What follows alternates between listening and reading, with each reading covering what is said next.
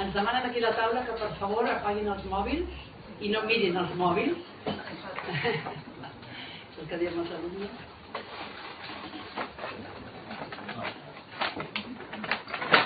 El meu nom és Elisabet Almeda, soc professora de Sociologia a la Universitat de Barcelona i soc membre de l'associació del QI, que integra la plataforma Recuperant, plataforma catalana per la recuperació de béns immatriculats per l'Església Catòlica. Gràcies a la plataforma jo faré una breu presentació d'aquest excel·lent llibre El expolio de las inmatriculaciones de la Iglesia, la mezquita de Córdoba y otros casos de l'Antonio Manuel Rodríguez Ramos y de Aristóteles Moreno Villafaina. Ahora, antes de comenzar, antes de darle la palabra a los autores, me gustaría detenerme brevemente, ¿vale?, en un par de preguntas muy sencillas y algunos también comentarios. Primero, ¿de qué estamos hablando realmente cuando hablamos de inmatriculaciones? Será una de las primeras preguntas que les voy a hacer. E intentar hacer un diálogo con ellos y después, sobre todo, la palabra de todos vosotras, la palabra de la gente que habéis venido a escuchar. Esa sería una primera pregunta. Y la otra, ¿por qué debería importarnos un libro como este? Un libro que habla sobre el expolio. A primera vista parece una cuestión técnica, solamente técnica, porque en parte lo es. Las inmatriculaciones remiten al funcionamiento del registro de la propiedad, una institución básica de nuestro Estado moderno. Hablamos de mecanismos mediante los cuales una sociedad identifica, documenta y reconoce quién es titular de cada inmueble. En apariencia simplemente es una cuestión registral, jurídica, administrativa, reservada a especialistas. Pero, sin embargo, cuando uno profundiza un poco en el tema, es un fenómeno mucho más complejo. Las inmatriculaciones constituyen una puerta de entrada a cuestiones que afectan a uno de los debates más importantes de nuestra sociedad, porque son un punto de intersección, un punto de encuentro entre el derecho, la historia, el patrimonio, la memoria colectiva, nuestra memoria social, la religión, obviamente la política, la economía, la ciudadanía y, por mi parte, como soy catedrática de género, y el género, también el género. Después podemos comentar por qué pienso en el género también. Por tanto, en primer lugar, hay una dimensión laicista, evidente. El debate, por esto, afecta a la posición que ocupa una confesión religiosa, como el catolicismo, dentro de un Estado que se define como aconfesional. Y, por tanto, plantea interrogantes sobre la titularidad, el uso, la posesión, el dominio de bienes religiosos, tanto de culto como de aquellos que, sin ser lugares de culto, también los ha expropiado la Iglesia, han estado históricamente vinculados a la actividad eclesiástica. Por tanto, sí que hay una dimensión laicista, pero también hay una dimensión patrimonial. Las inmatriculaciones obligan a preguntarnos qué entendemos por patrimonio común, qué entendemos por lo colectivo, por lo público, y dónde situamos la frontera entre aquello que pertenece al conjunto de la sociedad y aquello que puede someterse a una lógica privatista, de propiedad privada, exclusiva y excluyente. Nos obliga a reflexionar sobre quién construyó, quién mantuvo, quién financió y dio sentido a muchos de estos bienes a lo largo de los siglos y sobre quién puede hoy decidir sobre ellos. Y en tercer lugar, hay una dimensión democrática, porque en el fondo estamos hablando de cómo se relacionan las instituciones con nosotros, con la ciudadanía, cómo se construyen los derechos de propiedad, cómo operan los privilegios jurídicos y qué mecanismos tenemos como sociedad para revisar críticamente decisiones adoptadas en determinados contextos históricos. Por tanto, este libro trasciende el derecho registral. Nos habla de propiedades, pero también nos habla del poder. Nos habla de inscripciones, pero también nos habla de la memoria. Nos habla de normas jurídicas, pero también de la manera que una sociedad define qué es lo que es suyo y qué es de cada uno, y qué es lo común, que són els comunals, els comuns. Y como ocurre con prácticamente todas las cuestiones que afectan a la distribución de recursos, yo digo que también es una cuestión de género. Por tanto, no es un tema exclusivamente jurídico, sino es un fenómeno situado en la intersección entre poder religioso, Estado, política, patrimonio, memoria histórica, economía, identidad cultural, construcción de legitimidades colectivas. Dicho esto, voy a presentar ahora los dos autores que no voy a hacer una enumeración del currículum, también se me enfadaría porque tenían un currículum larguísimo, premios, libros, publicaciones, sino que voy a explicar por qué los dos y cada uno de ellos es los autores perfectos, cumplen el perfil perfecto para convertirse, voy a decir la frase que he escrito, en interlocutores especialmente cualificados para abordar una cuestión tan compleja como es las inmatriculaciones de la Iglesia Católica. Empiezo por Antonio Manuel Rodríguez Ramos.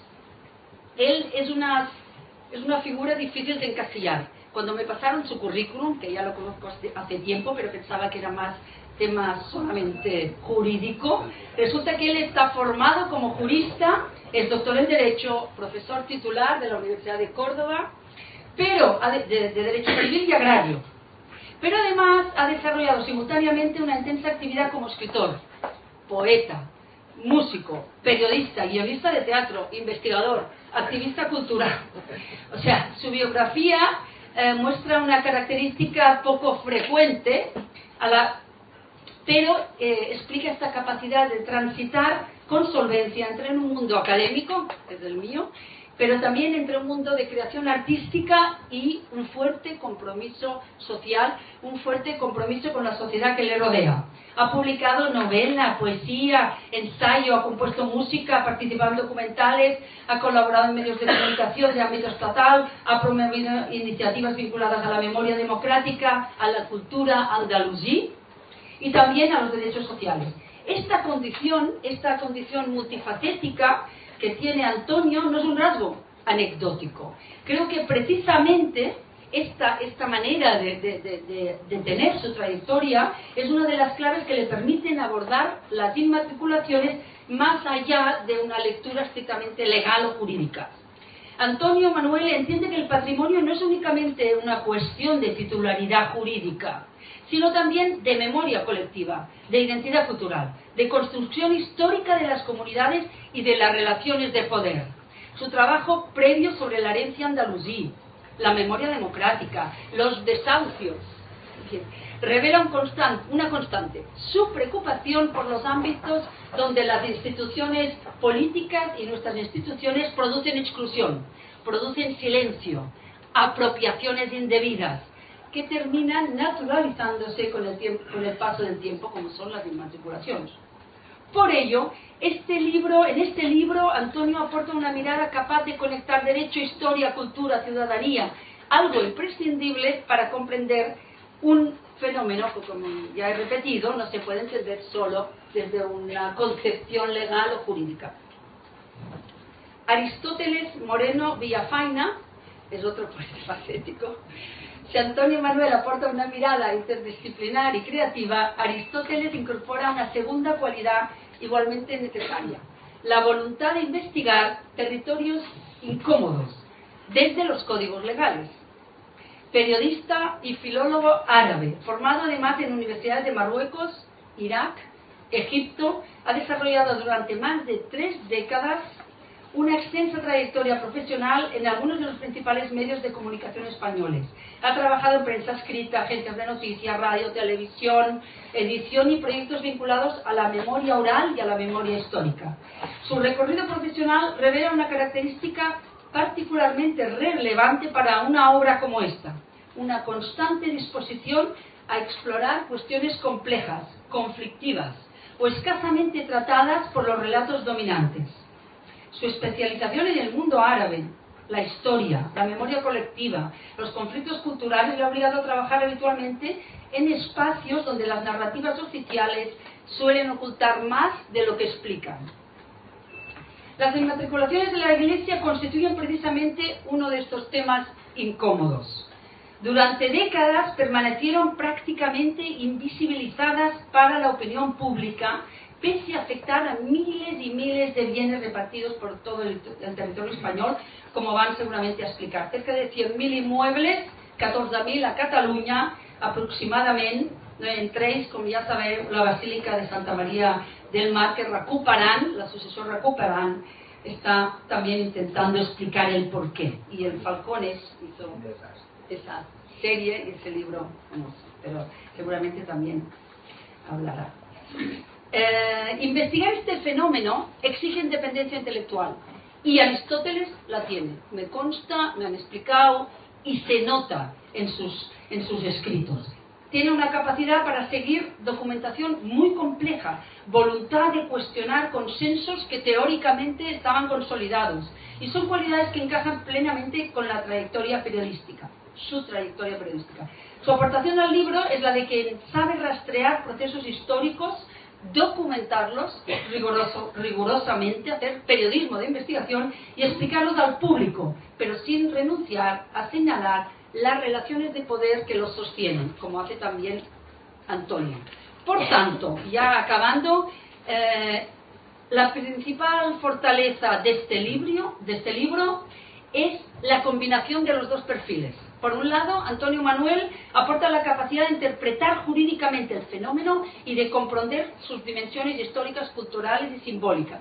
Pero por otro lado, Aristóteles aporta la experiencia investigadora, periodística, que es necesaria para documentar, contextualizar y hacer visible una realidad que durante mucho tiempo permaneció fuera del debate público.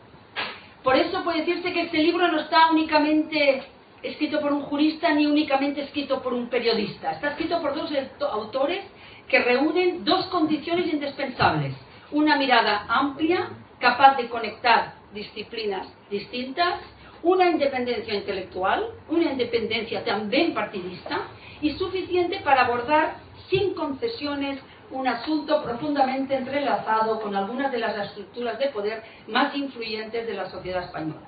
Para acabar, es un libro que está muy bien escrito. Yo, como profesora, como académica, ¿no?, está muy bien escrito, es asequible, es fácil de leer. No soy jurista, soy socióloga. Había cosas que pensé, uy, no voy a entender. No, es fácil de leer, tiene unas conclusiones al final que encima da 15 soluciones posibles.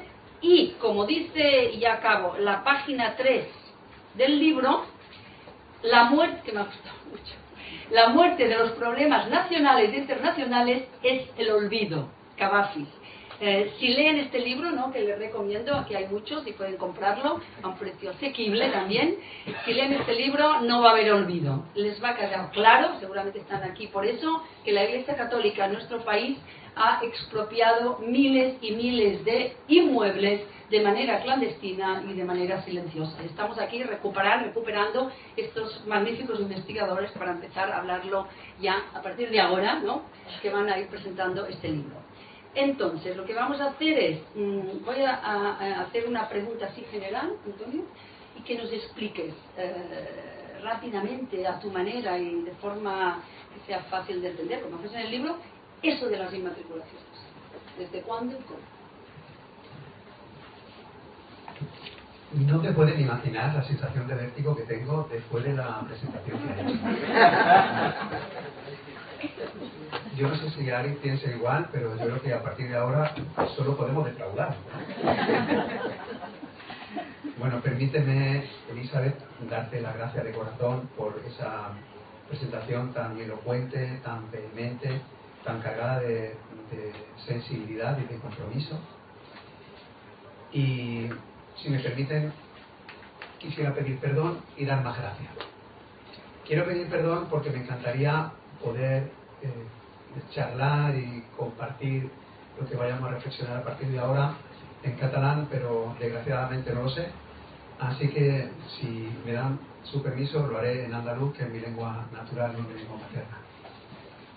Y a partir de ahora quiero dar las gracias a quien ha hecho posible que tanto Aristóteles como yo hoy estemos aquí, en esta bellísima biblioteca Mas Bernat. Es una maravilla, de verdad, que tenéis que utilizar más, tenéis que venir más, porque las librerías se han convertido en la trinchera de la cultura, y las libreras y los libreros son sus milicianos más leales. Y yo creo que ya que habéis venido hoy a esta batalla cultural, no salgáis sin vuestro fusil, que en este caso es el libro. Y de esa manera pues ayudamos a estas milicianas de la cultura. Pero quisiera dar las gracias a quien está más lejos, que es Javier, que está ahí al fondo, que es quien, además, que simbólicamente se coloque al fondo, refleja cómo es. Es una persona que está hecha del revés, es decir, tiene el alma por encima del pellejo y tiene un enorme defecto físico porque, como pueden comprobar, tiene un cuerpo demasiado pequeño para el corazón que le habita dentro. Y quisiera darte las gracias en nombre de Aristóteles, porque sin ti esto no hubiera sido posible, de verdad.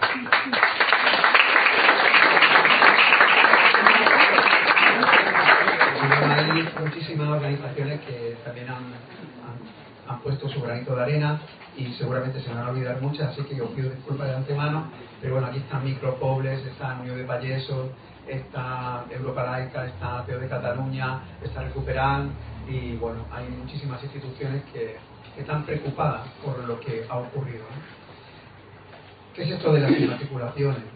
Mirad, es un escándalo jurídico, es un escándalo económico, es un escándalo político, es un escándalo social, es un escándalo cultural, pero por encima de todo es un escándalo ciudadano.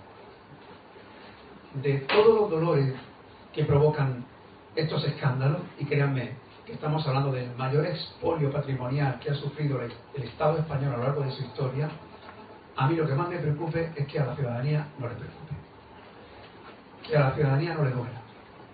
Es verdad que solo se ama lo que se conoce, que solo te duele lo que crees que te pertenece y que ha sido privado. Y yo creo que quizá el principal problema es no tener la sensación de que algo nos pertenecía y hemos sido privados de ello. Además, es que no solo que la privación sea de algo pequeño, es que es de algo tan extremadamente grande que no nos duele. Yo hace un poco más de 10 años perdí por un accidente este dedo. Y fue tanto el dolor que no dolía. Y cuando te quitan algo tan grande, no te duele. Es como imaginar que mañana dijeran vamos a privatizar todas las carreteras del Estado español. ¿Cómo es tanto? ¿De verdad pensáis que saldrá todo el mundo a la calle a protestar? Imaginad que mañana dicen vamos a privatizar todos los ríos del Estado español y se lo vamos a conceder a un fondo de inversión. Y ¿saldría la gente en masa? Probablemente no. A lo mejor si dijeran vamos a privatizar un 5% del Fútbol Club Barcelona, y a lo mejor sí, claro, porque un 5% no. En realidad el escándalo ciudadano es lo más preocupante del escándalo de las inmatriculaciones de la Iglesia. La palabra inmatriculación es una palabra jurídica, pero la ciudadanía ya demostró no hace demasiado tiempo que puede aprender derecho. No sé si recordáis la cantidad de movilizaciones sociales por la dación en pago. Yo tengo que explicar la dación en pago en clase. Es un término eminentemente jurídico. Yo creo que la movilización ciudadana ha conseguido que todo el mundo asocie la palabra inmatriculación a escándalo y a iglesia. Pero realmente, ¿qué es una inmatriculación? Una inmatriculación es la primera vez que un bien accede al registro de la propiedad.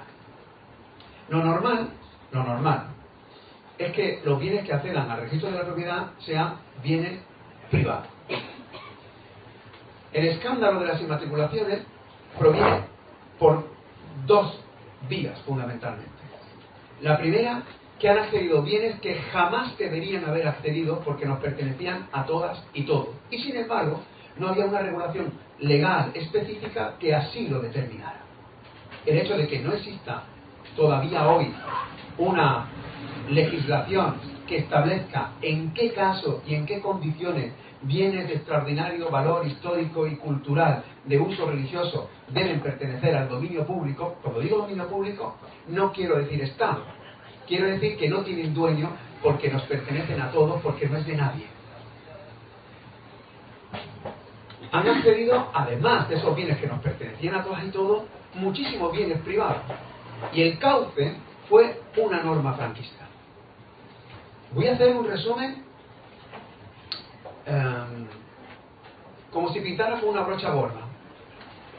Hay un chiste que me encanta que dice, oye, es que lo matizas todo. Y dice, hombre, todo. Bueno, lo que yo voy a explicar ahora, veo que no ha hecho gracia, voy a explicar ahora. Dice, y lo matizas todo. Y dice, hombre, todo. Bueno, pues, lo que voy a explicar ahora, todo está lleno de matices. Así que les pido por favor que tengan en cuenta que estoy haciendo un repaso con una brocha muy gorda. ¿De acuerdo? Estamos hablando de cómo al final de un proceso histórico la jerarquía católica aprovecha un privilegio que concede el franquismo para poder hacer suyas, poner a su nombre bienes sin tener que acreditar que les pertenece. ¿Y eso cómo ocurre? Mirad, históricamente los bienes de la Iglesia han pertenecido al Estado, porque Iglesia y Estado eran la misma cosa. Y eso viene ocurriendo desde los tiempos del derecho romano. Ocurrió también durante Al-Ándalus, ocurrió durante la recepción romanista, ocurrió durante la Edad Media. Alfonso X dejó muy claro para el derecho civil común que los bienes de uso religioso no podían tener dueño y en consecuencia no podían ser objeto de apropiación, no podían ser vendidos, no podían ser hipotecados, no podían ser embargados y no podían ser adquiridos por la posesión prolongada en el tiempo. Ese estatus se mantiene durante el antiguo régimen, se mantiene durante el absolutismo, es decir, durante años, siglos de historia, nadie modifica ese régimen, hasta que llega José Bonaparte. José Bonaparte trae la Revolución Francesa y la primera decisión que toma es separar Iglesia y Estado. Y claro, cuando separas Iglesia y Estado, la primera consecuencia es qué es de la Iglesia y qué es del Estado. Y entonces determina algo tan simple como lo que voy a intentar explicar ahora, repito, con brocha gorda. Si mañana un hospital público se desafecta y deja de estar vinculado a un servicio público, ¿se lo llevan los médicos? Si mañana un colegio, que es un bien de dominio público, porque está sirviendo a lo público, se desafecta, ¿se lo llevan los maestros? Pues bien, si separas Iglesia de Estado, los bienes que siempre han pertenecido al Estado y se desafectan porque se separan, ¿se lo lleva la jerarquía católica? No, se quedan donde estaban, es decir, en el Estado. Ya había existido procesos previos y existirán procesos después de desamortización. El intento de nacionalización, es decir, de simplemente declarar que los bienes de la Iglesia siempre fueron bienes del Estado, se rompe con la Constitución de 1812, que asombrosamente es apoyada por la jerarquía católica. ¿Por qué la jerarquía católica apoya el constitucionalismo de 1812? Porque intentaba recuperar aquello que a su juicio había sido desposeído por José Bonaparte. Fíjate que tan pronto regresa Fernando VII, de nuevo la jerarquía católica vuelve y apoya el antiguo régimen, sin problema, ya ha recuperado lo que cree que es suyo. Pero repito, seguía siendo del Estado.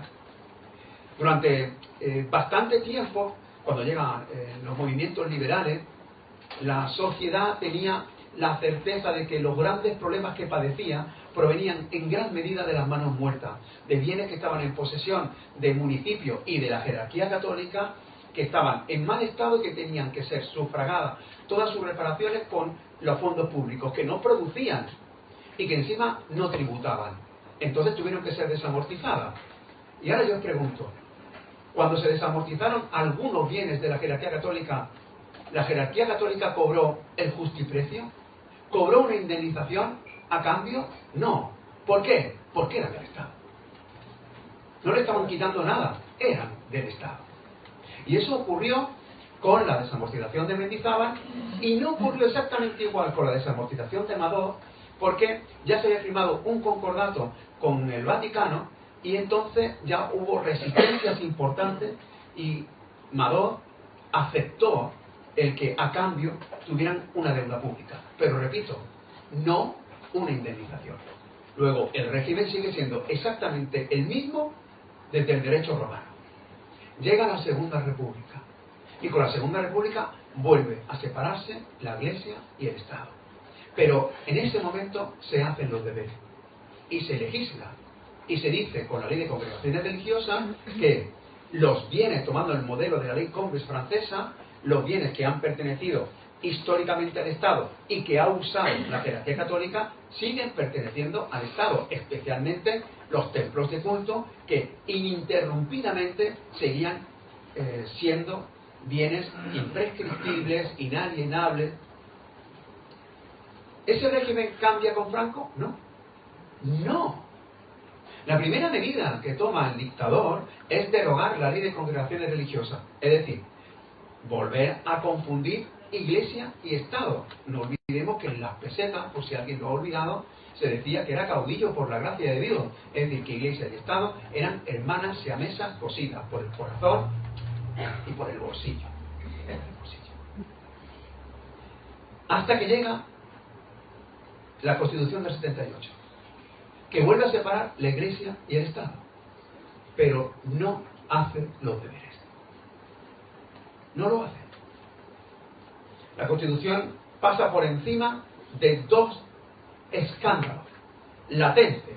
El primero, una norma franquista que permitía a la jerarquía católica poder inscribir en el registro con la sola voluntad del diocesano, sin tener que demostrar nada, actuando la Iglesia como una administración pública. Eso es inconstitucional desde 1978 y es una inconstitucionalidad flagrante que no necesita ser expresamente declarada. Es como si existiera una norma que dijera: para poderse matricular una mujer precisa, casada, del permiso del marido. ¿Es necesaria una ley que la deroga expresamente? No, esa norma es inconstitucional y es una inconstitucionalidad sobrevenida y la puede declarar cualquiera, incluso el funcionario de turno. De forma que no hubo esa declaración expresa y la jerarquía católica siguió inmatriculando. Pero a mi juicio, lo más grave es que tampoco se legisló positivamente para decir en qué caso los bienes de extraordinario valor histórico y cultural debían pertenecer al dominio público. Así que ni se derogó lo que se tenía que haber derogado, ni se legisló lo que se tenía que haber legislado. Y así se mantuvo esta situación de limbo en el que prácticamente no conocíamos nada, nadie tenía ni idea de lo que estaba pasando, porque cuando el obispo de turno acudía al registro y decía esto es mío, el registrador no calificaba el título, el registrador no miraba si era constitucional o inconstitucional, el legislador tampoco se preguntaba por la naturaleza del bien, porque yo se lo he repetido muchas veces y espero que hoy quede claro, que no tenemos que preguntarnos de quién es una pregunta capciosa. ¿De quién es la Catedral de Santa María del Mar? ¿De quién es la Catedral de Burgos? ¿De quién es la mezquita? Error. La pregunta es, ¿qué es? ¿Qué es? Porque si la mezquita de Córdoba no se puede vender, como no se puede vender, entiendo, las pirámides del Cairo, si la mezquita de Córdoba no se puede hipotecar, como entiendo que no se puede hipotecar el Machu Picchu, es porque la mezquita de Córdoba es un bien de dominio público. Y si es un bien de dominio público, se acabó. No puede ser de nadie. Pero no se legisló. Aún más, se cometió la infamia en 1998 de que Aznar derogase un artículo de un reglamento, es decir, de una norma menor que prohibía el acceso de los templos de culto, y entonces hizo lo siguiente. Ojo, que nadie se asuste con lo que voy a decir ahora. Pero tenía parte de razón. Porque si un templo de culto pertenece a la jerarquía católica y lo puede demostrar porque lo construyó en su suelo y con su dinero, en efecto, esa prohibición era inconstitucional. Tan inconstitucional como el método que permitía inscribir sin título. Pero oye, no sé por qué, eso no lo derogó. Y lo que hizo, si os fijáis, es cometer dos inconstitucionalidades. La primera, oye, con un simple reglamento desafectó cientos de miles públicos que necesitan reserva de ley. Y en segundo lugar, lo que antes era todo público, de repente lo convierte en todo privado. Antes del 98 ya se habían inmatriculado bienes de uso religioso. El mudéjar aragonés, el prerrománico asturiano, gran parte de bienes religiosos aquí en Cataluña, en Euskal Herria. Ojo, lo que hizo Aznar fue simplemente consolidar una práctica. Pero seguimos sin saber nada. La oposición no actuó porque no intuyó siquiera que detrás de todo esto estaba el mayor expolio del patrimonio del Estado. Hasta que de repente estalla por casualidad el escándalo en Navarra. Y por una auténtica casualidad, en Navarra descubren que se habían apropiado de 1.067 bienes desde 1998. El siguiente escándalo fue cuando descubrimos en Córdoba que se habían apropiado de la mezquita. Eso nos enteramos en el 2010, es decir, 4 años después de que se inmatriculara. Y es a partir de ese momento cuando la ciudadanía o parte de la ciudadanía toma conciencia de lo que nos han quitado. Pensad que podemos estar hablando de aproximadamente unos 100.000 bienes. 100.000 bienes es muchísimo. Pero es que esos 100.000 bienes representan aproximadamente el 80% del patrimonio histórico del Estado. ¿Eso qué significa? Que cuando la jerarquía católica se sienta a negociar con el Estado, es tan fuerte o más que el Estado mismo. Porque tiene tanto o más patrimonio que el Estado. De forma que la jerarquía católica no se apropia de bienes para su solo enriquecimiento, para su sola codicia, que también, sino sobre todo para empoderarse. Lo hace para ser poderosa. Claro, el escándalo, como digo, es enorme. ¿Cómo es posible que una vez que lo denunciamos no se declarara la inconstitucionalidad? ¿Por qué nadie se ha atrevido? Desde la ciudadanía llegamos a redactar el recurso de inconstitucionalidad y nos plantamos en el Congreso de los Diputados para que 50 diputados y diputadas firmasen el recurso. Y no lo hicieron. Nadie se ha atrevido. Lo han hecho en casos muy concretos, como por ejemplo las murallas de Artà, por poner un ejemplo en Mallorca, o algunos casos de alguna ermita, iglesia, pero es que se han apropiado de trasteros, videoclub, campo de fútbol, cementerio, calle, plazas públicas y sobre todo, nuestro patrimonio. Decía Elizabeth con toda la razón que tenemos que hablar de género. Yo cuando doy clase en la Facultad de Derecho se me ponen los vellos como escarpias con dos expresiones. La primera, cuando dicen que las cosas deben cuidarse con la diligencia de un buen padre de familia. Yo digo, por Dios, que lo cuide una buena madre de familia. Pero la segunda es la propia palabra patrimonio. La etimología de patrimonio viene del latín. Patris es padre y munium es carga. Patris munium es la carga del padre. Matris es madre. Munium, carga. Matris munium es la carga de la madre. Vamos a dar una vuelta también a esas palabras. En efecto, se han hecho con un enorme patrimonio que ha sido tolerado por los poderes públicos, porque ha sido tolerado en gran medida por la ciudadanía. Y a pesar de todas las movilizaciones que hemos hecho, a pesar de que conseguimos la derogación del artículo en el 2015, a pesar de que conseguimos que nos dieran un listado parcial desde 1998, a pesar de todo eso, estamos en el 2026. Han pasado, por ejemplo, 20 años desde que se apropiaran de la mezquita de Córdoba y, sin embargo, a la ciudadanía le sigue sin doler este escándalo.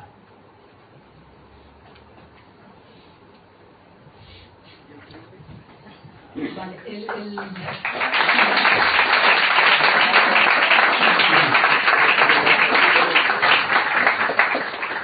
el libro empieza por la mezquita de Córdoba, paradigma del expolio, y después 15 casos o 16 casos de libro, entre los cuales la Basílica de Santa María del Mar y otros muchos que ya he mencionado. Entonces, empezamos por la mezquita de Córdoba. Aristóteles, adelante, explícanos un poco. Muchas gracias y hola a todos y a todas. La mezquita de Córdoba es el motor de este libro y el motor de un movimiento ciudadano que nació hace casi 15 años en Córdoba, en el que nos ha implicado en una larga aventura colectiva, porque aunque este libro esté firmado por Antonio Manuel y por mí, en realidad es un libro comunitario, que nace de un esfuerzo común de muchos ciudadanos y ciudadanas que tuvimos la necesidad de respondernos y de saber qué estaba pasando en la mezquita. En la mezquita de Córdoba estaban pasando dos cosas que a nosotros nos preocupaban gravemente.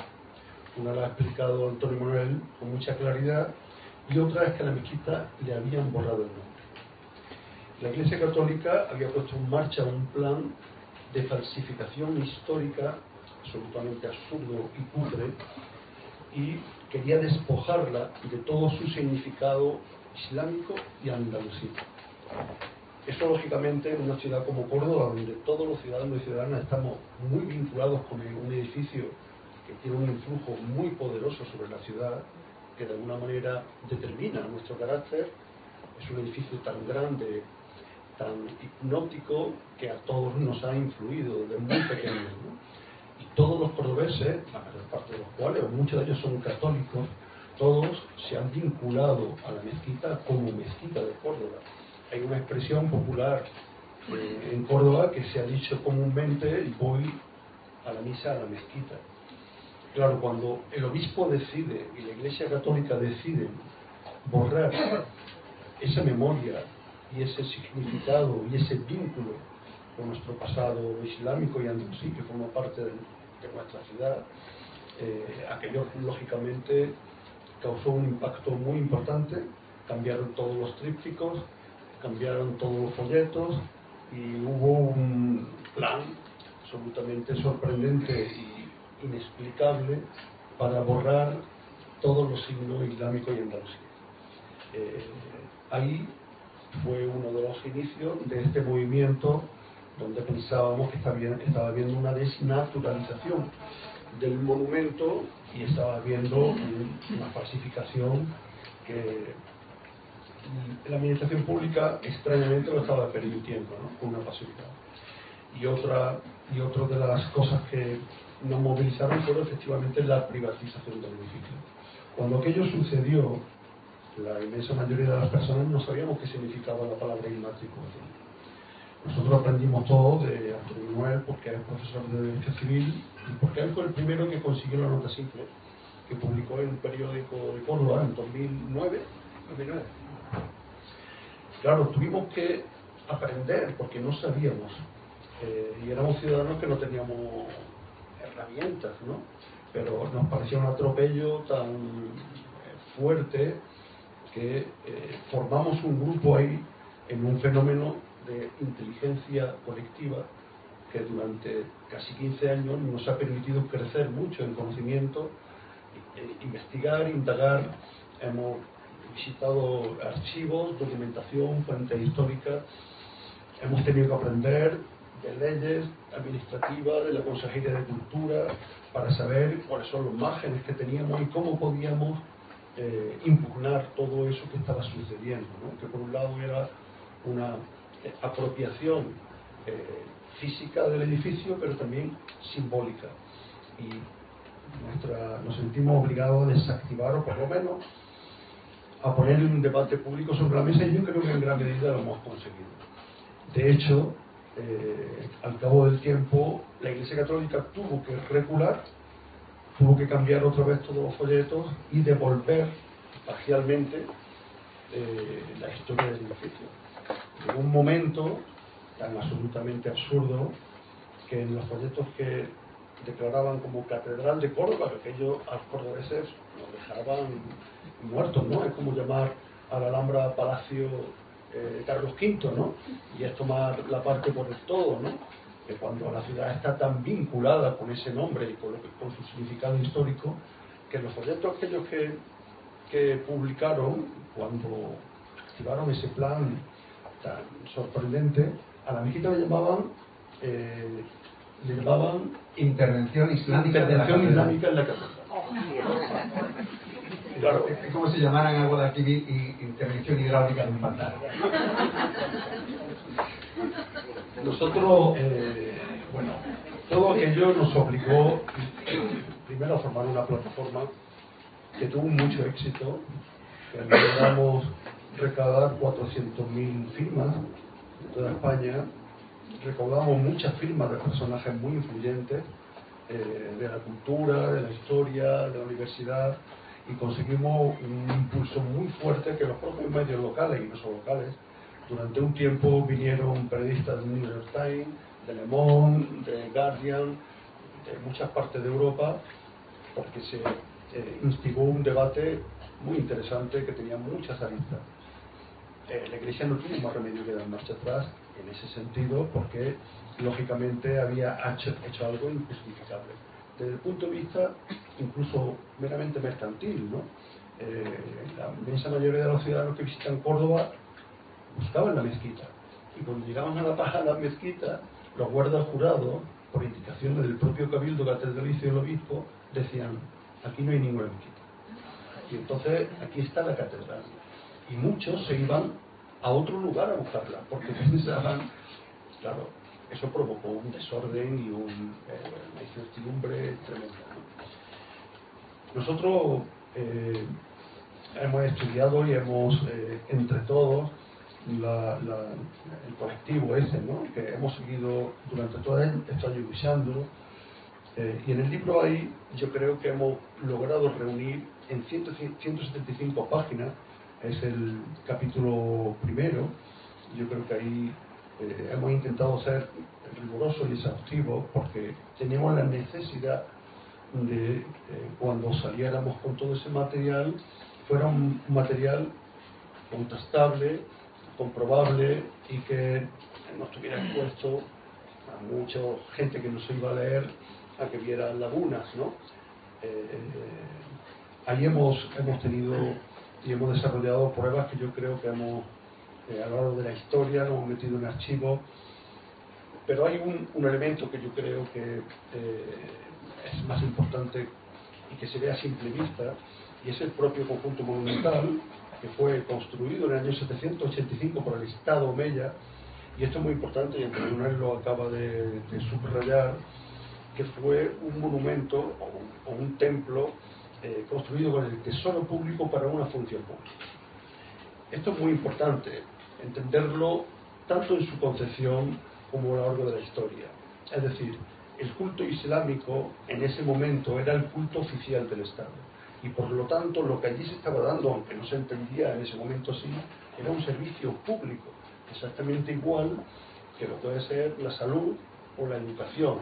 Y en el siglo VIII el Estado Omeya asume esa responsabilidad y ese compromiso. Eso se permanece durante 5 siglos hasta la conquista cristiana, que fue en 1236.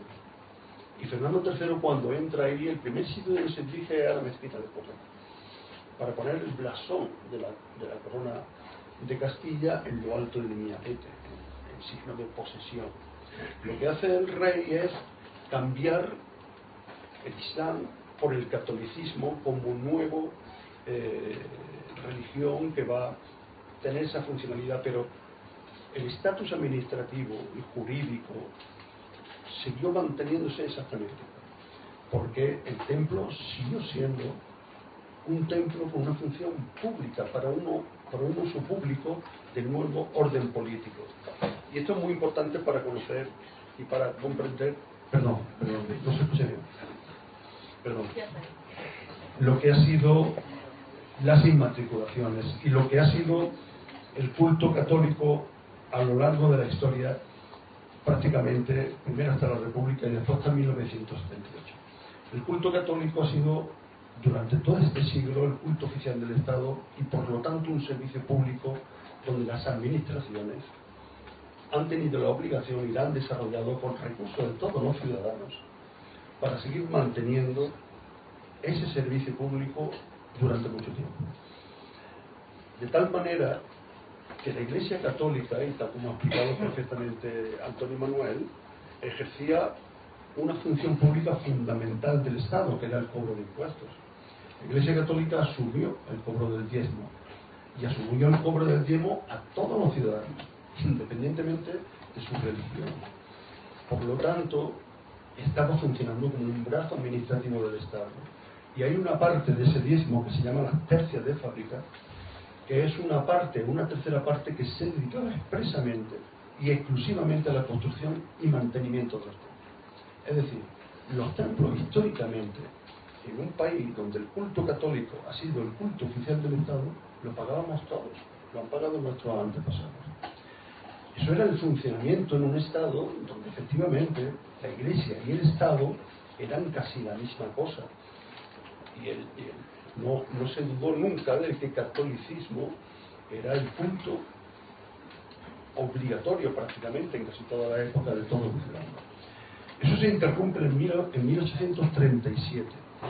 Y se interrumpe porque en el gobierno liberal entiende que en un Estado moderno, que empieza a ser moderno, la Iglesia Católica ya no podía seguir pagando impuestos, porque ya empezaba a entender que la Iglesia Católica en un Estado moderno debía ser un ente aparte, y lo que hace es eliminar el diezmo y prohibir a la Iglesia recaudar impuestos.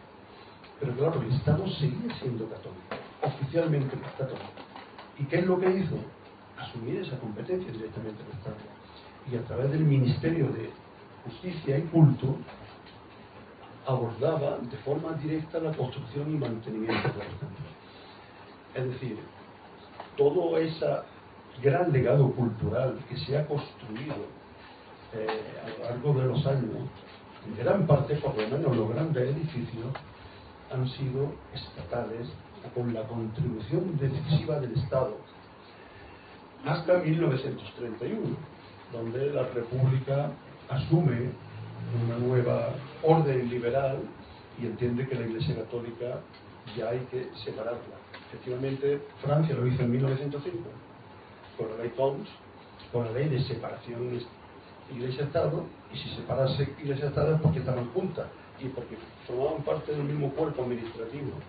Cuando se separa la República Francesa, lo que hizo decir, oiga, todos estos bienes no son de usted, son bienes construidos en uso público de todos los ciudadanos y por lo tanto se quedan dentro del Estado. Notre Dame forma parte del legado cultural de todos los franceses.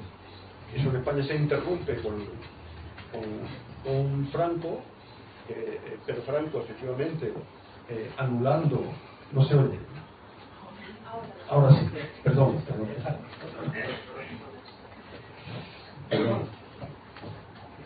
Y Franco efectivamente, porque hay que entender que en un régimen nacional católico la Iglesia era una autoridad pública. Y ahí se entiende perfectamente el tema de las inmatriculaciones. Cuando el obispo llega al registro de la propiedad y se autocertificaba, es porque él estaba ejerciendo la autoridad pública. Y por eso su autocertificación valía lo mismo que la de un funcionario. ¿Qué ocurre? Que en 1978, cuando se separa nominalmente, porque realmente no hay una declaración expresa, pero el nuevo orden constitucional no contemplaba eso, pero no se resuelve. Y las inmatriculaciones quedan como un limbo jurídico dentro del ordenamiento que le ha permitido a la Iglesia Católica apropiarse de un inmenso patrimonio, además sin garantía jurídica de ningún tipo. Esto que cuento vale fundamentalmente para las grandes infraestructuras o los grandes edificios de carácter religioso, pero hay también, y lo contamos en la segunda parte del libro, por ejemplo, la religiosidad popular, la religiosidad rural, la cantidad de ermitas que han construido, no la Iglesia, no el Estado, los vecinos. Nosotros contamos ahí, por ejemplo, un caso que a mí me parece particularmente significativo, que es, por ejemplo, la ermita de los Verdiales, que es una ermita que se construye en los montes de Málaga, que está a 10 kilómetros de Málaga capital. Y es una ermita que construyen los vecinos en una zona de nueva colonización en el siglo XVIII. Y uno de los vecinos son nuevos ganaderos y nuevos agricultores que se establecen en ese territorio. Y lo primero en que se dan cuenta es que necesitan un templo. ¿Y cómo lo buscan? Uno de los vecinos presta un cobertizo de perros de verdad. Y entre todos van sumando y ayudando. El altar se construye por una piedra de una pescadería. Y se hace en un edificio muy pobre, muy austero, típico de la arquitectura rural, y se establecen además 2 alojamientos en los extremos. Y ahí viven los caseros.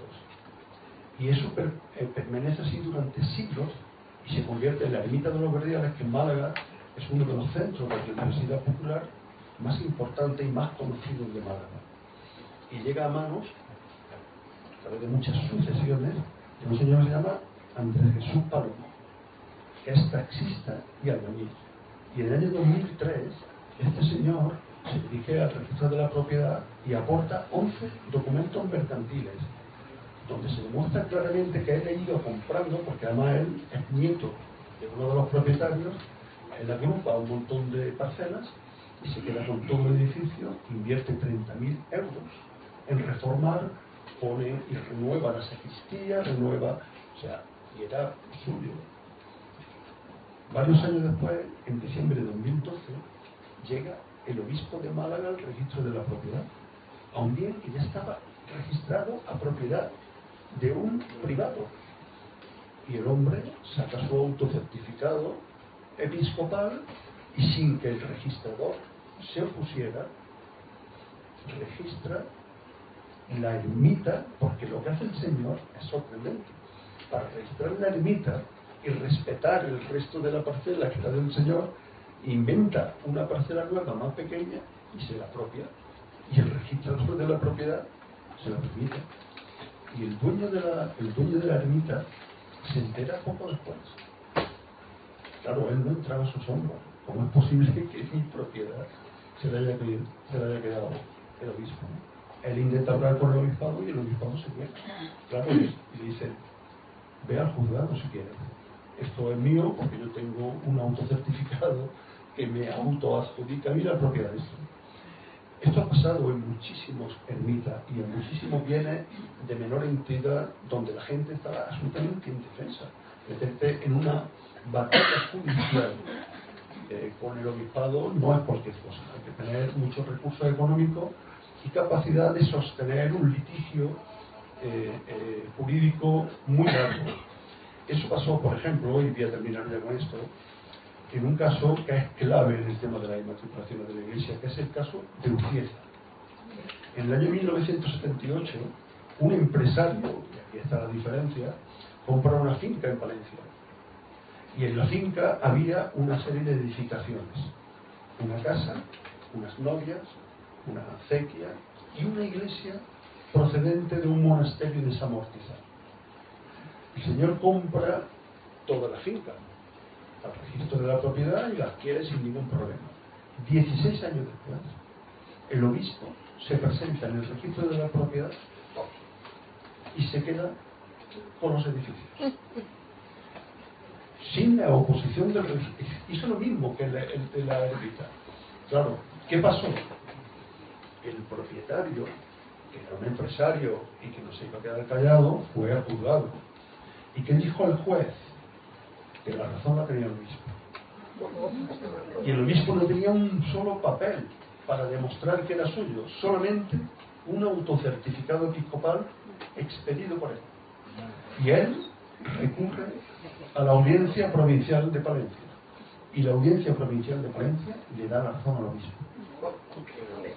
Y recurre al Tribunal Supremo. Y el Tribunal Supremo le da la razón al obispo.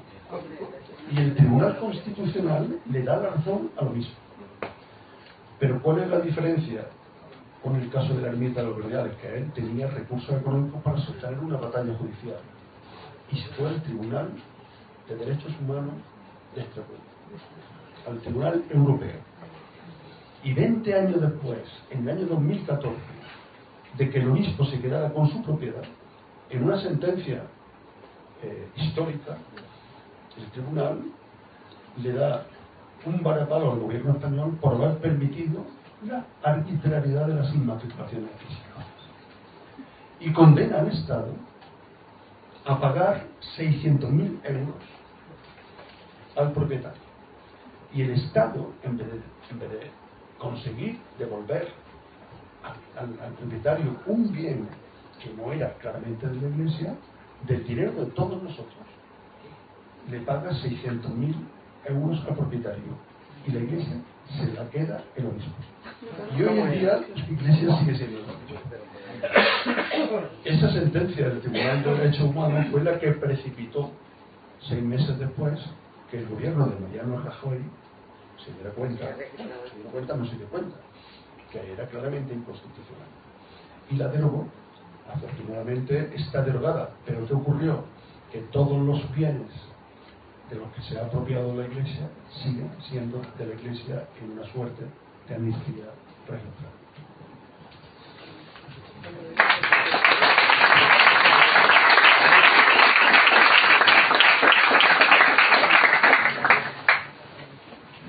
Vale, antes de entrar en las conclusiones y propuestas que son muy interesantes, el título es Del temor reverencial a la conciencia ciudadana, es un buen resumen. Antes de comentar un poco cuáles son las posibles estas 15 ideas que decís, claro, tema Cataluña, ¿no? Y el título es Así se privatizó la Catedral del Pueblo, nuestra basílica, Santa María del Mar, que aparte de lo que comentáis aquí, y ahora os doy la palabra para que digáis algo más, Recuperan, en la página web de Recuperan, también se constata que aparte de inmatricular la basílica, también se inmatriculó, también en el 2012, al edificio de 4 plantas que está al lado, que es la rectoría, de 4 plantas también. Y Recuperan en su página web ahora denuncia, aparte de la inmatriculación de la basílica, también la inmatriculación de este edificio, que era la rectoría, ¿no? Entonces, hablar un poquito de la basílica antes de comentar un poco las conclusiones finales y dar la palabra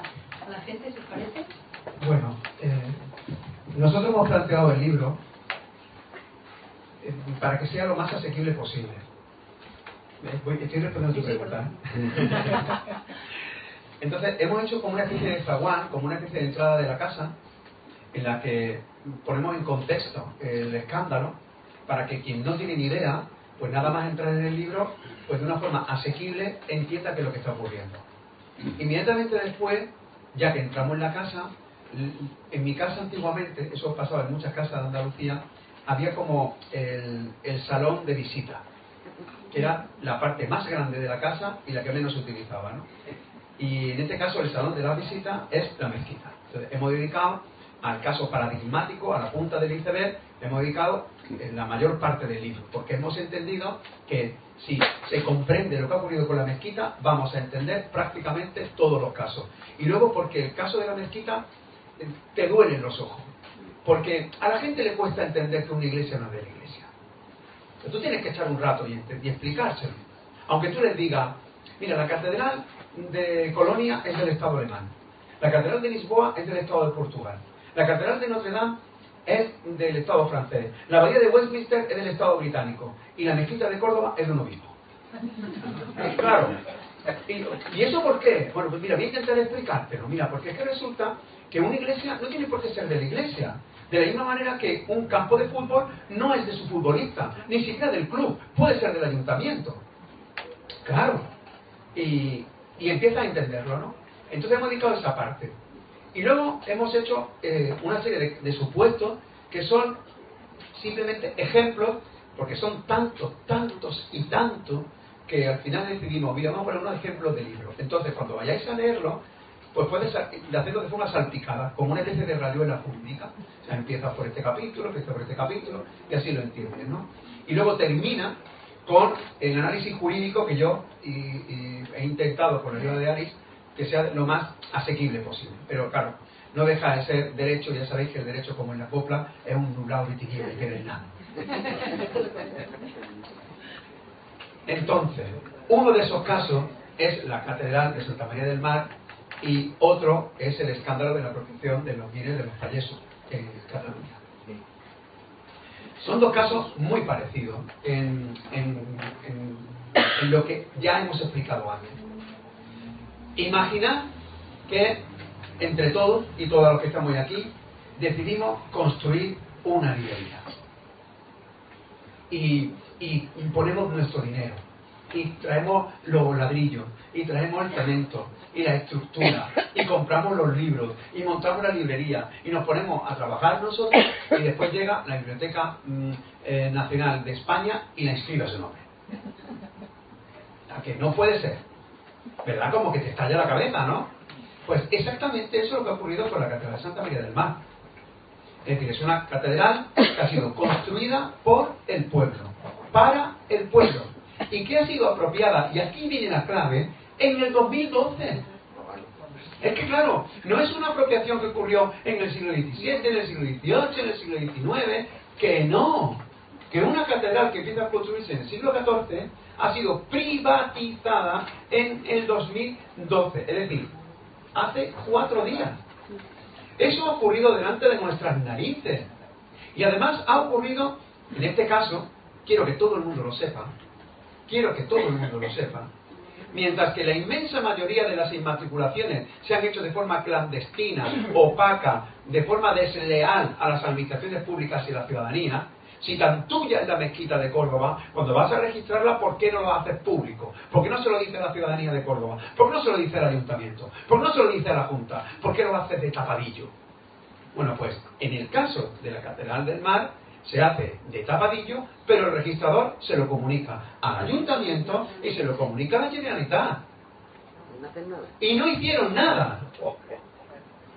Ahora, ¿por qué no hicieron nada? Entre otras razones, para que quede claro, porque no tienen un arma jurídica que diga en qué casos un bien como la Catedral de Santa María del Mar es pública. Porque si estuviese catalogada, si estuviese inventariada, entonces a lo mejor podría defenderse. Pero en cualquier caso tampoco se atacó la forma de acceso, que como se ha explicado, hemos intentado explicarlo, es flagrantemente inconstitucional. Entonces, es un caso muy escandaloso, igual que ha ocurrido con los micropueblos aquí en Cataluña o con la Unión de Pallesos. Es decir, el caso de los Pallesos o de los micropueblos se parece al de Usieza, que ha contado Aristóteles. Es decir, tú tienes inmatriculado tu terreno, es tuyo, dentro de tu terreno hay un bien de un extraordinario valor o un bien que has construido tú, y ahora de repente te encuentras que algo que era tuyo ahora pertenece a el obispado, por ejemplo, de Urgell, que es el dueño de la mitad de las inmatriculaciones de Cataluña, y habrá que preguntarse ¿por qué? En los micropueblos es especialmente gravoso, porque estamos hablando de unidades con muy poca población y en consecuencia con muy pocos bienes. Entonces, si se inmatricula la iglesia, la casa parroquial, el cementerio, es que te estás apropiando a lo mejor del 40% del pueblo. Claro. ¿Por qué ha ocurrido? Yo creo que ya todo el mundo lo tiene claro. Yo creo que lo que tenemos que plantearnos es ¿y a partir de ahora qué? ¿Qué podemos hacer? Lo primero es que esto no se quede en una charla que indigna en una biblioteca de Barcelona. Esto debe ser como si tiramos una piedra a un lago y lo que tenemos que hacer es que mientras más honda esté la piedra, más grande sea la onda. Es decir, vamos a intentar que cada una de vosotras y de vosotros seáis eco de la causa y que lo expliquéis a los vecinos, a las vecinas, porque es que esto solamente se puede conseguir que se conozca gracias a nosotros y a nosotros mismos. Oye, que existen las redes sociales, de verdad, pero es que no hay mayor red social que el poder comentarlo, persona a persona.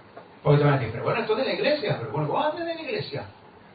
De verdad de la iglesia es el cementerio, por ejemplo, de Cartagena, que inmatricula el obispo y una vez que lo inmatricula vuelve a cobrar lo que ya había cobrado antes, o prohibir que se pueda enterrar a una persona porque tiene el carnet del Partido Comunista. ¿De verdad? Bueno, pues eso está pasando. Entonces, claro, primero que no se quede como un accidente en esta maravillosa biblioteca, en esta maravillosa librería. En segundo lugar, tiene solución. La solución es muy sencilla. Es un mandamiento de un catecismo laico. Y es que la Iglesia devuelva lo que no es suyo y que pague por lo que pueda demostrar que le pertenece. Es tan sencillo como eso.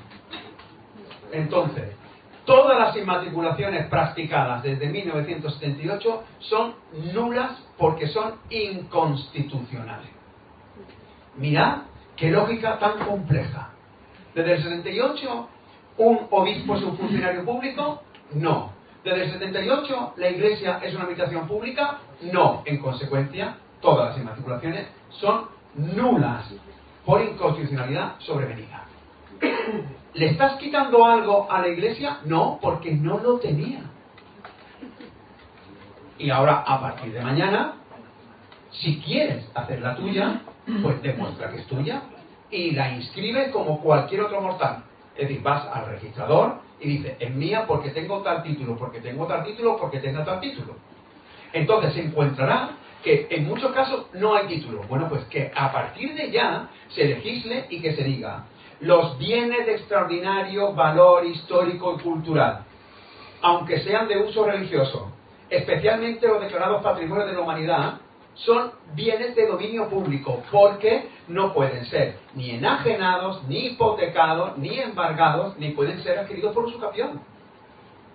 Parece que estoy diciendo un disparate muy grande, ¿eh? Pero estoy diciendo algo tan simple como, si te encuentras con el obispo de Barcelona, ahora mismo por la calle, le dices, oiga usted, ¿usted vendería la Catedral del Mar? Es que no se puede vender. Ah, pues si no se puede vender es porque es pública. Muchas gracias. Y ya está, se acabó la conversación.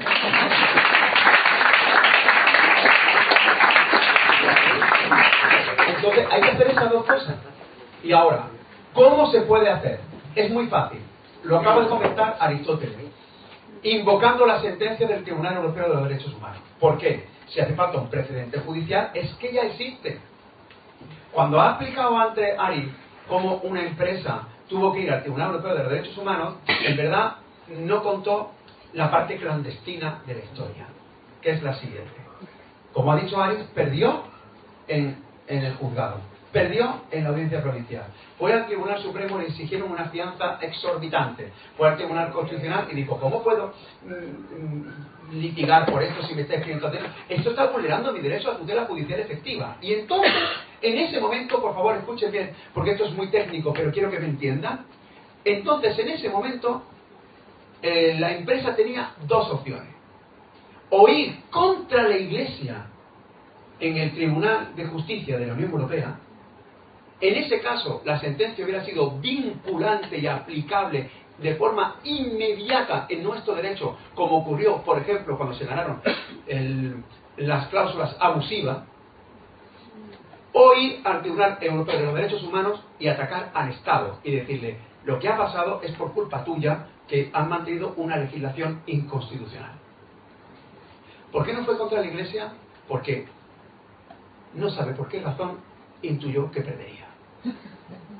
Se había perdido en el juzgado, en la audiencia, en el Tribunal Supremo, en el Tribunal Constitucional. Dice, yo no sé por qué, entiendo que igual voy a perder otra vez. Y entonces fue al Tribunal Europeo de Derechos Humanos. Y ahora lo que no sabéis, y deberíamos saber todo, es que España aún no ha ratificado, aún no ha promulgado un instrumento para que las sentencias del Tribunal Europeo de Derechos Humanos sean aplicables en España. Es que aunque sea sorprendente, esto es así.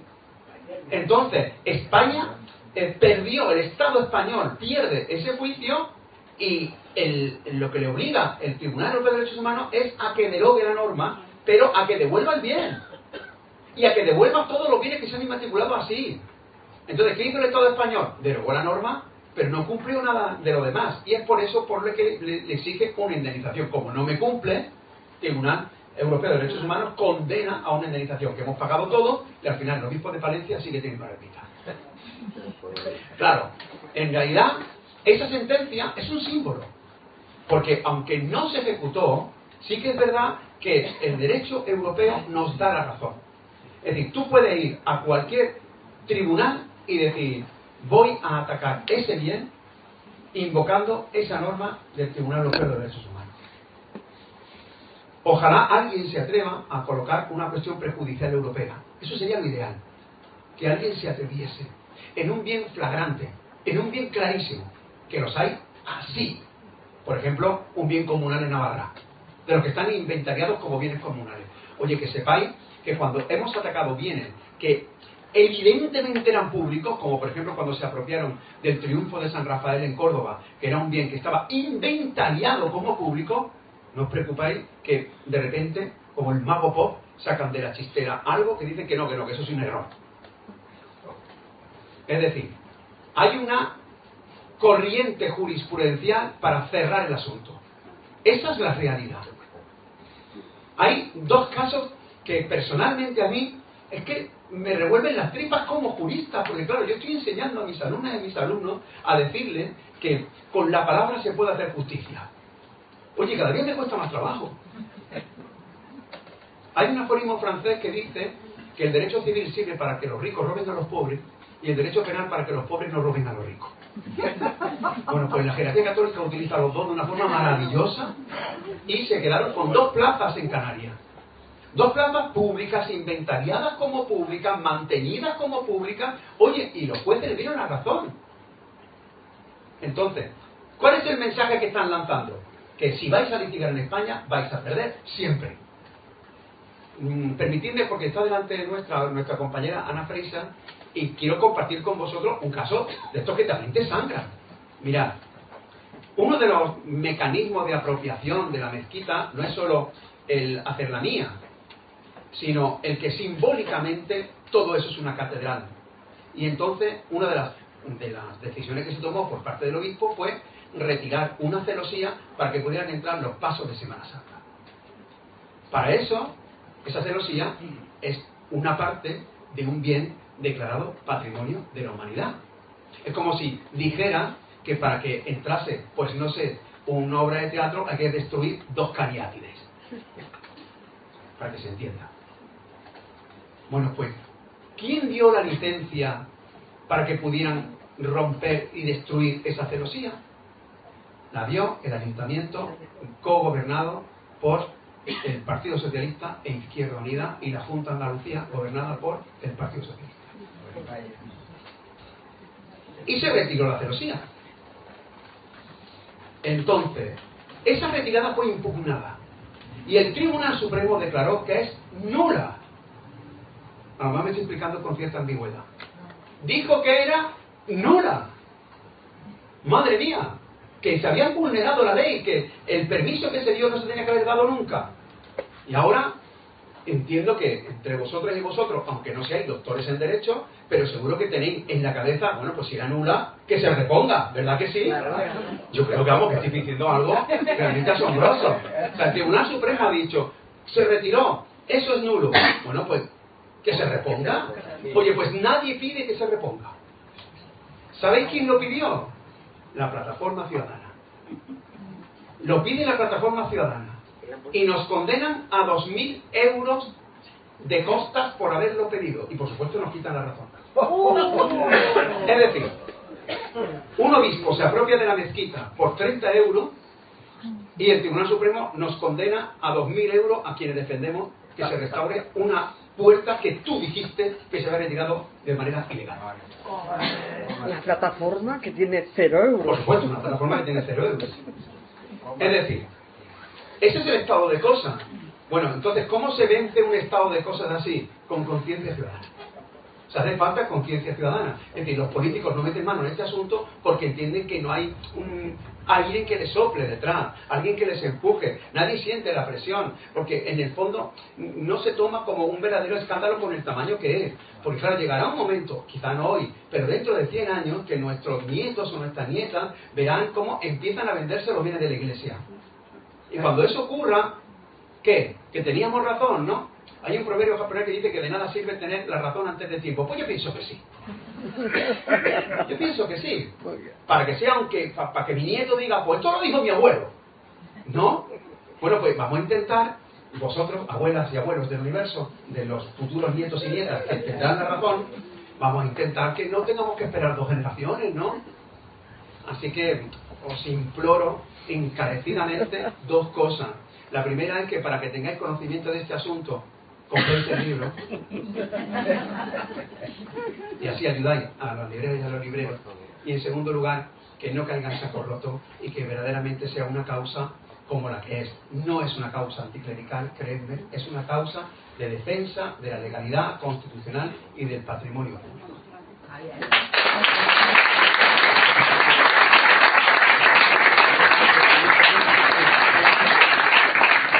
Gracias, muchas gracias por estar aquí, por esta brillante exposición de los dos.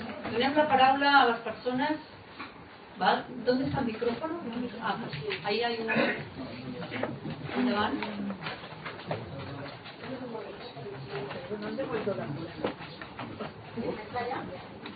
Sí, endavant. Vale. A ver, por lo que he podido ver del libro, parece un trabajo riguroso y sistemático, o sea, muy pormenorizado. Escolteu allà? Les Escolteu? agradezco No, el trabajo. si t'aixeques, Así. perquè si no els d'allà al fons em sembla que no et senten. Vale. Bueno, pues eso, que el libro parece que creo que va a valer la pena leerlo. Entonces tengo una pregunta que más o menos intuyo por dónde va a ser la respuesta.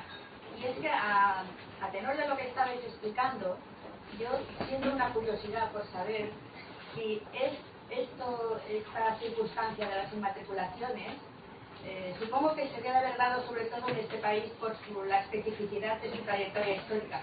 Pero ¿esto se ha dado de alguna manera en otros países? O sea, no sé, intuyo que no mucho o no como aquí. Es esto solamente, una curiosidad. Gracias.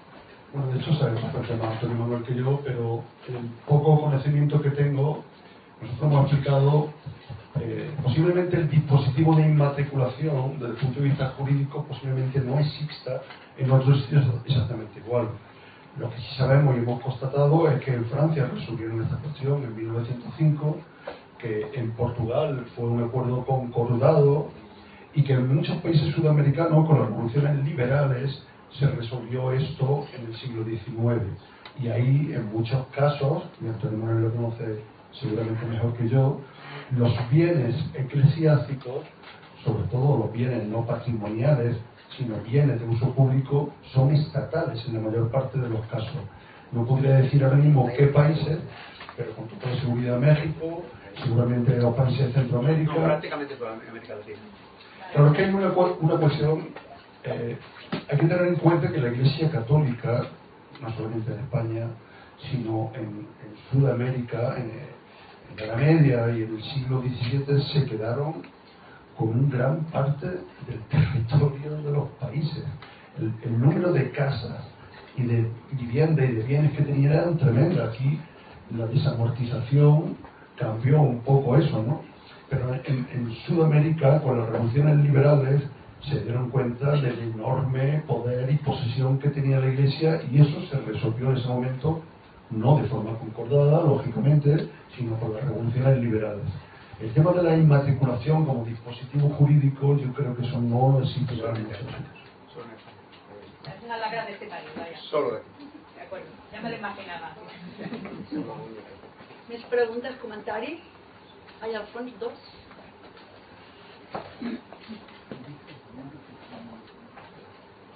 Hola, ¿se oye? Sí. Bueno, primero felicitar a Antonio Manuel y a Aristóteles por la claridad con lo que habéis explicado este escándalo inmobiliario. Y no, he llegado un poco tarde y no sé si habéis comentado. Yo hace unos años estuve en la mezquita y me costó la entrada, creo que fueron 20 o 25 euros. Entonces la facturación que hace la mezquita, imagino que debe ser mayúscula. ¿Esta facturación quién la gestiona? Es una pregunta muy oportuna. Mirad,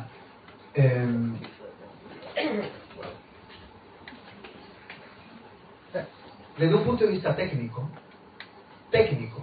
jurídico, pudiera ser que la jerarquía católica no estuviese obligada a pagar impuestos por esa actividad mercantil. Pudiera ser, yo creo que sí, pero pudiera ser que no. Actualmente la jerarquía católica percibe como mínimo 22 millones de euros por la explotación comercial de la mezquita de Córdoba. Como mínimo, es decir, de lo que sabemos por lo que ella dice que hace. Porque también sabemos que hay visitas privadas, también sabemos que hay visitas nocturnas, es decir, sabemos que hay otras fuentes de financiación más allá de las simples entradas. Gracias a nuestra movilización, las entradas dejaron de ser simples donativos para ser entradas. Porque antes de que nosotros protestásemos, tú no podías pedir ni siquiera una factura. Y tampoco podías pagar con tarjeta. Es decir, todo era negro. Bueno, todo era dinero del mismo color de la sotana que lo gestiona. Y cada día, además, tenía que cruzar de acera en bolsas de basura. porque justamente enfrente está el Palacio Episcopal. Es decir, había que cruzar con ese cash que iba, como digo, a quienes están recaudando las entradas. Y ahora digo, repito, a lo mejor técnicamente pudieran estar exentos por ley de mecenazgo, por una serie de leyes que no voy a entrar porque es una cuestión muy compleja. Pero quiero que sepan, lo digo por intentar explicarlo de la forma más sencilla posible, que no es lo mismo estar exento que no estar sujeto a un impuesto. Estar sujeto al impuesto es que si tú realizas una actividad mercantil con una estructura mercantil, tú tienes que declararlo. Otra cosa es que pagues o no pagues, pero tienes que declarar. Bueno, pues resulta que la jerarquía católica no declara. Y la actividad no está fiscalizada. Y a mí me parece muy grave. De verdad que me parece un auténtico escándalo, porque es un paraíso fiscal dentro del Estado. Y hay que decirlo así, clarísimamente. No, pero es que es verdad. Porque estamos exigiendo transparencia a la corona, a los partidos, a los sindicatos, y dentro del Estado español hay una institución que no declara y no tributa. Y estamos hablando de 22 millones de la mezquita de Córdoba, pero queremos sumar lo que consigue con la Sagrada Familia, con la Catedral de Santiago, con la Catedral de Burgos, con la cantidad de conventos, monumentos y explotaciones comerciales. Entonces, claro, aquí hay un verdadero problema. En primer lugar, el IBI se tiene que pagar de lo que efectivamente le pertenezca. Lo digo para que quede claro. Yo no quiero que pague el IBI de la mezquita. ¿Por qué? Porque no es suya. Pero de lo que sí sea suyo y no esté destinado al culto, es que está obligado a pagarlo. Pero está obligado a pagarlo a fecha de hoy. Si no lo paga, es porque los ayuntamientos no se lo giran. Sin más, ¿eh? O sea, que hay que pedirle a los ayuntamientos que giren ese impuesto, porque todo lo que no están pagando va en detrimento de lo público. Eso respecto del IBI. Lo mismo pasa con el ICIO. El ICIO, que es el impuesto de construcción, tampoco lo pagaban. Entonces el Ayuntamiento de Getafe recurrió, y una importantísima sentencia del Tribunal de Justicia de la Unión Europea, es decir, vinculante, dijo que todas aquellas exenciones fiscales a la Iglesia Católica en España que no estén vinculados a los templos de culto son ilegales. Eso no es palabra de Antonio Manuel ni de Aristóteles Moreno. Eso es palabra del Tribunal de Justicia de la Unión Europea. Entonces, es que tienen que pagar los impuestos. ¿Por qué no los pagan? Porque los ayuntamientos no se lo giran. Porque las diputaciones no se lo giran. Esa es la auténtica realidad. Entonces, ni declara ni tributa. Oye, yo creo que si eso no es un paraíso fiscal dentro del Estado, cuando dicen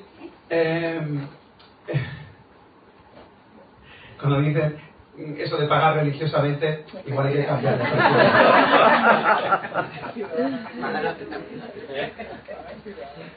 Hola, muchas gracias por esta presentación, que hemos aprendido un montón.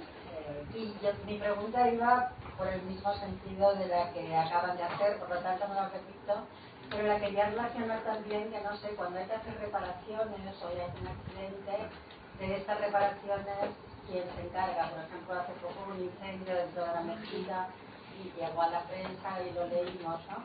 Y entonces, por aterrizar aquí, yo vivo al lado de la iglesia del CIR y hacen conciertos de guitarra flamenca. Hay unas colas de turistas inmensas que pagan una entrada alta, y claro, yo también cada vez que paso por allí pienso que son donativos que no están pagando. Bueno, ya lo último, va a venir el Papa, y va a venir a Madrid, Barcelona y Canarias, y entonces sé que la Fundación Ferrer y Guardia, Ateos de Cataluña y Europa Laica Cataluña han hecho manifiesto y además han convocado una concentración en el Borne, al lado de Santa María del Mar, el día 9. Entonces quería aprovechar aquí, después de que nos has llenado de argumentos, para decir que a las 7 de la tarde habrá una concentración en el Borne para, bueno, que se lea este manifiesto, que ya está corriendo, y también habrá una serie de parlamentos, a ver si, como pide Europa Laica, se consigue que por lo menos, pedir de nuevo la derogación del concordato.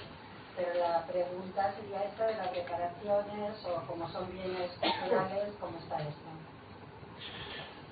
Vamos a ver, el Estado ha hecho frente siempre, el Estado moderno, incluso yo creo que en el siglo XVIII, XVII, por ejemplo, la mezquita llegó en el siglo XIX en estado de semi-ruina.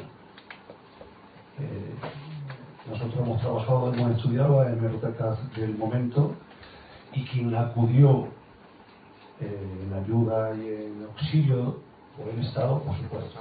La Iglesia Católica no tenía recursos. El Estado ha pagado miles de millones de euros a lo largo del tiempo, incontable, para sostener todo el legado arquitectónico y cultural de carácter religioso de España. Pero hay una novedad que antes no existía, y es que muchos de esos sitios se han convertido en máquinas de ganar dinero. Antes no se cobraba por la entrada, y ahora las catedrales y gran parte de sus edificios producen mucho dinero. Eso ha pasado en la mezquita de Córdoba. Y la Iglesia, para reafirmar su soberanía sobre esos sitios, gran parte de esos recursos lo destina a restaurar el edificio. El Estado cada vez ha ido poniendo menos dinero, sobre todo en esos edificios, porque hay otros muchos que no generan recursos y el Estado todavía